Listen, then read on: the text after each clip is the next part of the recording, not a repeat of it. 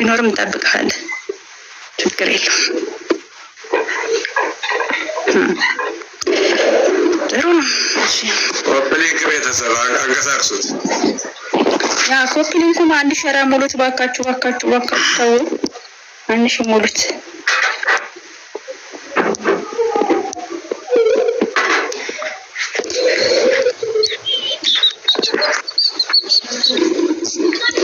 አንድ ሺህ ሙሉታ። እኔ የሚታየኝ 521 ነው። 500 ይቀርባችኋል ቢያንስ። ኮፒ ሊንክ አድርጉ።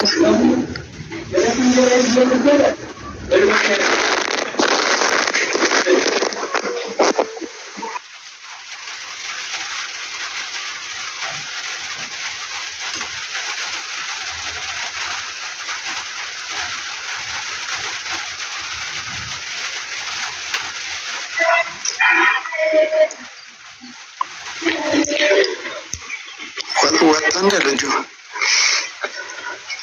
ወጣም። እንግዲህ እንደዚህ ነው። እስቲ ኧረ እባክህ ተመለስ ወንድሞችን። እንዴ አይ ጎበዝ፣ ቀጥይ፣ አንቺ ቀጥይበት፣ አንቺ ቀጥይበት ልጅ። እንደፈራሁት ደግሞ በእናትሽ ሾልኮ ይወጣል ብዬ ነበር። እሺ ወንድሞቹን ካለ መግባት ትችላለህ። ስልክህን ኢንቫይት ተደርገሃል።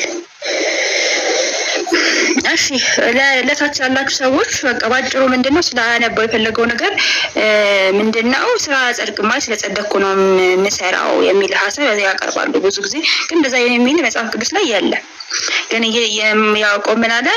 አሁን ላይ የምንሰራው ስራ የሚያጸድቅ ስራ ነው። ኦልሬዲ የማያጸድቅ ከሆነ ለምንድን ነው የምንሰራው ነው ጥያቄ። ማያጸድቅ ከሆነ ለምን እንሰራለን? ማያጸድቅ ስራ እና ሙስሊሞችም እየሰሩ እኮ ነው። ምን ያደርጋል? ለህይወት አይደለም ሲጀመር። መጽሐፍ ቅዱስ የማያጸድቅ ነገር ለምን ያዘናል? ኦኬ ስለሚያጸድቅ ነው መጽሐፍ ቅዱስ የሚያዘን ያ ስራ ማለት ነው። መልካም ስራ ለማድረግ በክርስቶስ ኢየሱስ ተፈጠርን ያለውን ኤፌሶን 2:10 ላይ ይሄ ስራ የሚያጸድቅ ነው ብሎ ማን ያስቀምጠው? ያዕቆብ 2:24 ላይ ሰው በእምነት ብቻ ሳይሆን አለ። ቅድም በእምነት ብቻ ብሎ ነበር።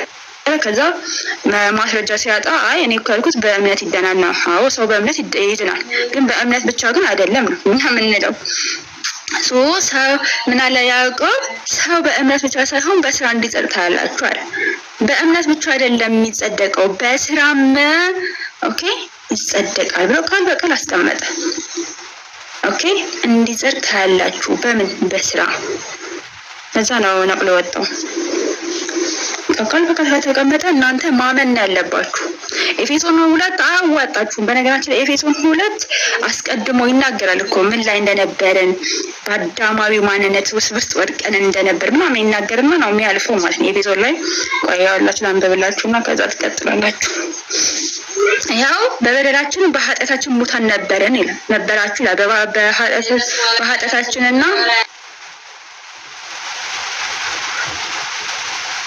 እሺ ይቅርታ፣ በበደላችንና በኃጢአታችን ሙታን ነበራችሁ ይላል። ኦኬ ነበራችሁ በእርሱም በዚህ ዓለም እንዳለን ኑሮ በማይታዘዝ ልጆች ላይ አሁን ላይ የሚሰራው በመንፈስ አለቃ እንደሆነ የአየር ላይ ስልጣን እንዳለ አለቃ ፈቃድ በፊት ትመላለሳላችሁ ይላል። በዚህም ልጆች መካከለኛ ሁላችን ሁላችን ደግሞ የስጋችንና የልባችን ፍቃድ እያደረግን በስጋችን ምኞት በፊት እንኖር ነበረ። የምን የስጋ ምኞት ማለት ነው። እና እያደረገን እንኖር ነበር አለ። እንደሌሎቹም ደግሞ ከፍጥረት የቁጣ ልጆች ነበርን አለ። ነገር ግን እግዚአብሔር በምሕረቱ ባለጠጋ ስለሆነ ከወደደን ከትልቅ ፍቅሩ የተነሳ በበደላችን ሙታን እንኳን በመሆንን ጊዜ ከክርስቶስ ጋር ሕይወትን ሰጠን፣ በጸጋው ድናችኋል ይላል።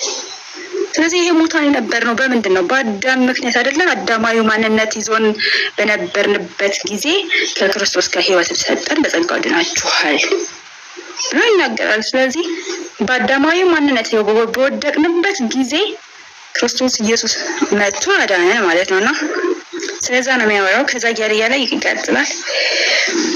እሺ ሌሎች የምትገቡ ከሆነ ጥያቄ ያላችሁ ሰዎች